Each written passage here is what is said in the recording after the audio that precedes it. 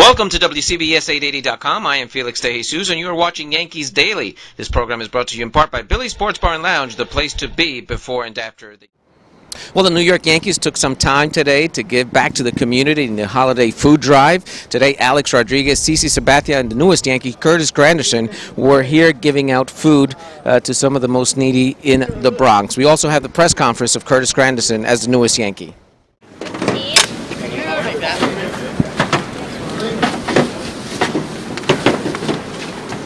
Another will say 10. 25, sir. Yeah. 35.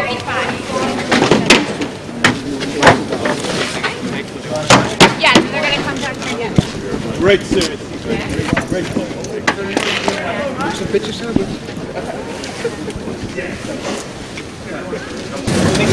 Thank you.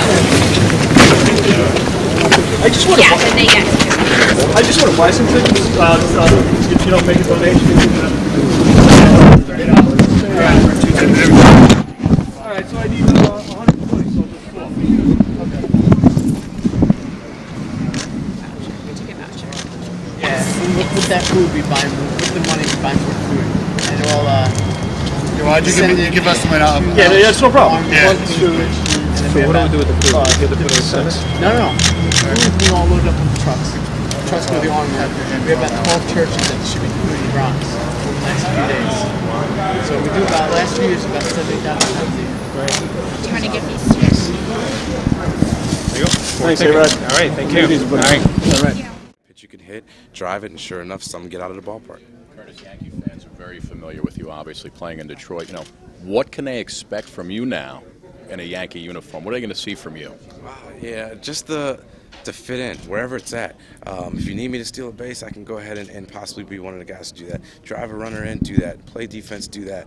Nothing overly spectacular, but enough to get the job done. That's what I definitely want to do. Just continue to fit in and help everybody else get better. And the most important question, have you picked out a song yet to walk up to the plate? I've been debating. That's always been something for me, you know. I got to figure and play and make sure, see what's available. But I always take a little pride in that. You know, the main thing, whenever I put a song on, I want somebody in the stands to laugh just for a quick second.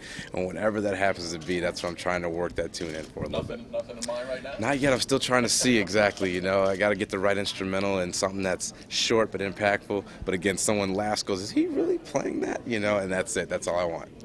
Manager for number 28? Well, mainly it was just with what's going on, you know. I don't want to – I know people get superstitious. I'm not necessarily superstitious with the number, but, hey, get it, let's win. Then I could take 28 next year if it's available there. But right now I'm happy with 14. Hey, Curtis, all your off-the-field stuff, you're well known. Are you looking forward to doing it more in New York, be able to reach more people, make more of a difference? The difference impact has been great everywhere. You know, just because New York is bigger doesn't necessarily mean it's going to be more impactful, but the opportunities are definitely there.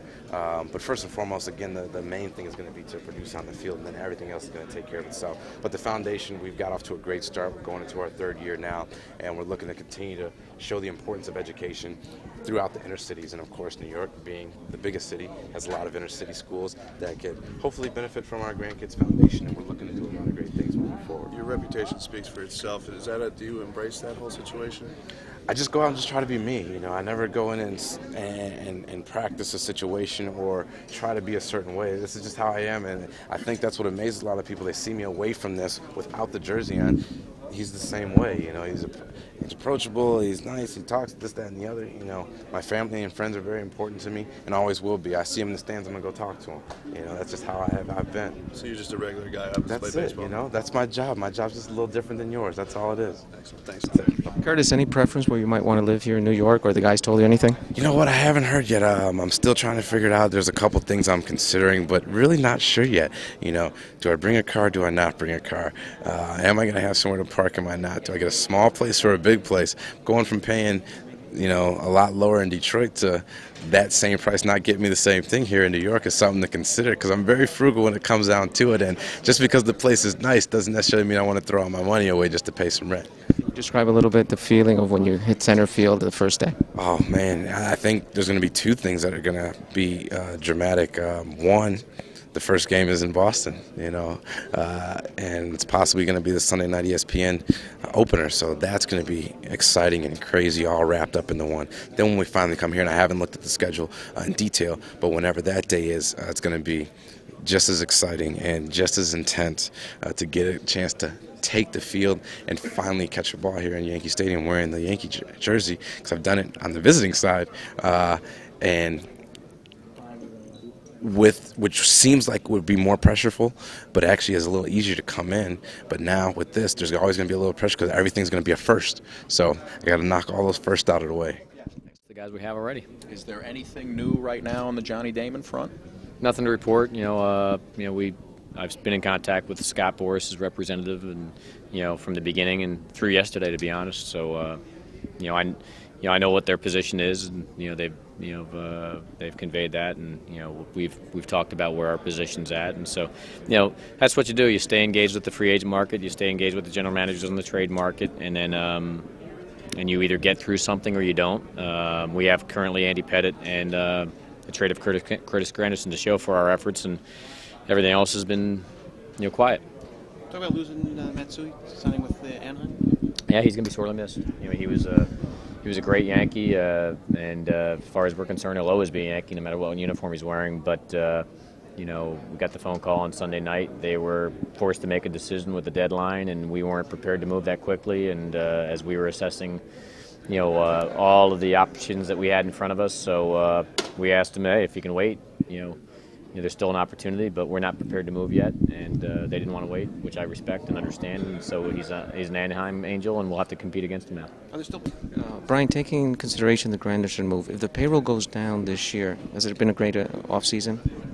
Well, it's a great off season only when and if you can have success in the regular season. So hopefully this is an example where we're getting younger, athletic, but also we're trying to get better. So time will tell if that's what's going to happen.